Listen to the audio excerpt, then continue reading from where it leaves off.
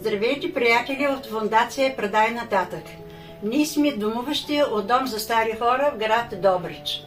Сърдечно ви благодарим за подаръците, които ни изпращате.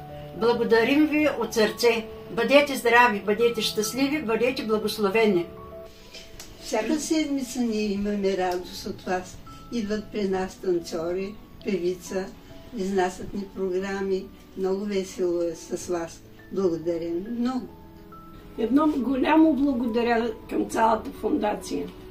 Ние сме вашите близки, ние сме приятели с вас, защото вие не ни оставяте без подаръци, не ни оставяте без грижи. Ето и хороводи, и певци, и храна в ежедневието.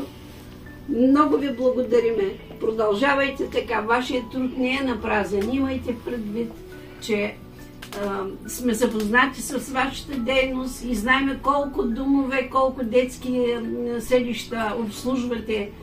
И трудът ви е заразителен. И още хора ще се приближат към вас и ще ви подкрепят. Благодаря ви. Добър вечер, здравейте, обаждаме се от Добрич. Искаме да ви благодарим за грижите, които полагате за нас. Подарявате ни разходки до морето, изкурзии до морето, осигурявате ни обяди, вечери по празниците. И да ви благодарим за грижите, които полагате за нас. Добър вечер и от мен.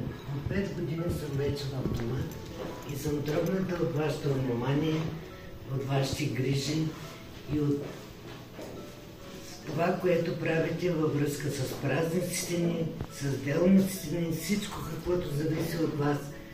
Вие ни спонсорирате, подготвят ги в орехите, обаче вие давате средствата, за което много ви благодарим.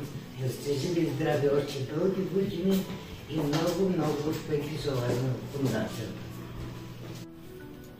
Здравейте, фондация Предай нататък. Аз съм Стефан. Аз съм Веска. Ние сме семейство, християнско семейство. Днес имахме празник.